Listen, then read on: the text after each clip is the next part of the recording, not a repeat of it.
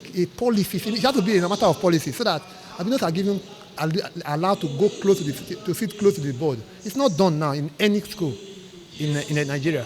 We have to be a national policy. So, and then in health, we think that government needs to make health care for albinos absolutely free of charge.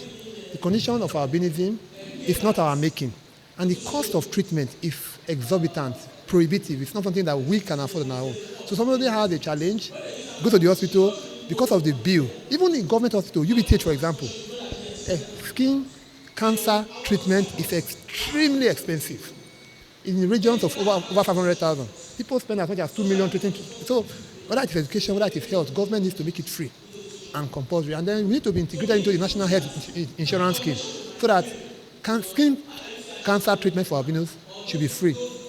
And at the state level, while we commend the governor for his statement on albinism, we think that he needs to initiate a policy for albinos. That's my. Albinos are human, and their human rights should be respected, regardless of our cultural background. This is because they contribute immensely to the development of our common humanity, specifically to our society. If we deny them, if we deprive them, if we exclude them, we will be denying the society a major ingredient for development. Secondly, their condition, though unique, was not created by them. Therefore, if it was not self-inflicted, I use inflicted with caution, it should be appreciated. Number three, we're calling on parents to educate their children, their walls, their neighbors, especially themselves, that albinism should not be demonized. For those in government, there should be a policy framework that is all-inclusive, that will take care of the needs of albinos. If we can get it right here, we can get it right elsewhere. What do I mean by this? Nigeria is a leading country in Africa. Out of the more than 500 million Africans, about 200 million are Nigerians. In simple statistical form, 1 in every 5 Africans is a Nigerian.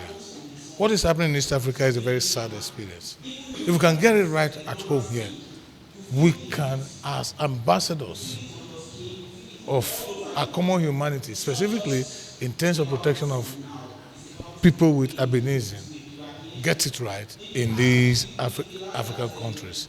Superstition should not be the policy framework on which we engage albinos. We're also calling on the press for proper coverage. Like the president of the association under review just mentioned, there's a trend in reportage these days that excludes people living with albinism. If they could be given proper coverage in terms of health, in terms of social challenges, in terms of their economic potentials, and in terms of their political inclusiveness. Albinos are human, and they should be treated as such. Thanks so much. Your name? It has not really been easy because anytime we walk along the streets, you hear people shouting Oyibo, Oyibo, as if a new thing that a new person that they have never seen in life.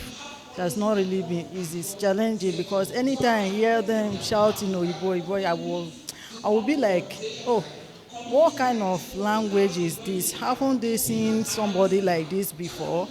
It's like embarrassing to me, but we have been managing it.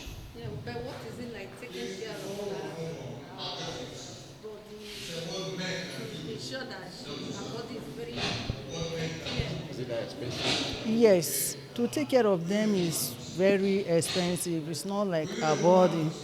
We used to buy cream from Hallmark, sunscreen cream, but now we don't see the cream again. It's so expensive. We don't use other cream that we use for her. So what's her name, please? Her name is Osarugwe Enje Agbonawai. Osarogwe. Yes. Thank you. Thank you. Yeah. In UBTH. Um, Today, I was invited to speak on tackling the menace of skin cancers in albinos. We know that the albinos, because of the lack of melanin, the pigment that helps to protect against the ultraviolet radiation from sunlight, the albinos are prone to developing skin cancers. So, and this skin cancers is actually preventable because we know that if the damaging effect of sun rays is avoided, if exposure to sunlight is avoided, one can actually prevent this skin cancer, and that highlights the need to call the interest of everybody in the society, especially the albinos themselves, to protect themselves from sunlight. So in the course of the lecture, I talk about the fact that the albinos are a huge number of persons. In Nigeria, there are over 2 million albinos, and that's quite a number in terms of caring for them, the financial burden, the emotional burden, and even the burden, the pressure it puts on the health care system. So I talked about the fact that the albinos need the support of everybody in the society in terms of helping them to adapt better to the society. For example, those who are working or who need places of work ought to be provided with indoor employment so that they don't get exposed to ultraviolet radiation of the sun. And those who have developed the cancer itself need government intervention. I will recommend free medical treatment for albinos. I mean, thankfully, recently, the federal government has included gynecological cancers that affect the female reproductive part as one of the areas they are trying to treat for free. So albinos can also be brought in because skin cancers in albino is common and it tends to recur. Even when you have treated, they develop other new lesions. So I think it's important that government at all levels take their health treatment seriously. Still, to emphasize the prevention should start early. From birth, the albinos should be prevented from direct effects of sunlight. They should wear protective clothing. They should use creams that have some protection factor. At least some protection factor of 15 and above is recommended. They should also wear hats. For those that must be in the sun, they must wear a big hat, like the cowboy hat, that helps to ward off the sunlight. And use of umbrellas also does help. So I think if all of these are put together, it will go a long way into tackling the challenges of skin cancers in albinos. Thank you. Thank you.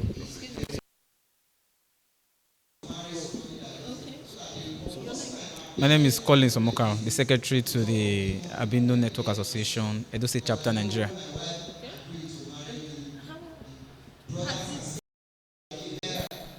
How are you managing your condition, albino condition? Basically protecting myself from the sun at all costs. For instance, I go with umbrella, my face cap, and I also apply sunscreen whenever I walk in the sun. That if the needs arises for me to walk in the sun, because I have to avoid the sun at all costs. Because the time was also about the sun is by 10 a.m. to 4 p.m. So if the need arises for me to go into the sun at that time, I have to put on my umbrella, my cap or my hat, then a sunblock, a sun protective cream, then on my skin. That's what I do. And any personal challenges you experience? I have. Before, I didn't know about the sun ray, its detrimental effect on our skin. So, because of the ignorance I had, I fell to skin cancer before. I have fallen to skin cancer before. It was even I missed when I was receiving treatment from the doctor. That's when I got the awareness and the enlightenment on what the sun ray effect is on my skin. It was right from that time, that is when the whole thing changed in my life. That's when I started making steps or measures to protect myself from the sun. Now, what is appeal? What are you appealing I'm appealing to the government and spirited individuals. To the government first. They should increase their effort towards sensitization and awareness towards albinism. There are some communities where misconceptions and absurd beliefs still hold strong about albinism. So government can channel their effort towards creating awareness in those communities, then make policies that are favorable to albinos. For instance, the education can make less easier for albinos. They are visually impaired. Make provisions for them. The last election that was done, no provision for any shade for the albinos to stay under. So these are policies that shall be made in favor of albinos. For the individuals, make albinos feel accepted. Do not discriminate them. Do not stigmatize them. Stop calling them names or Igbo Pepe, whatever they call them. Stop calling them names. Make them to be accepted into society. With this, albinos' plight will be alleviated.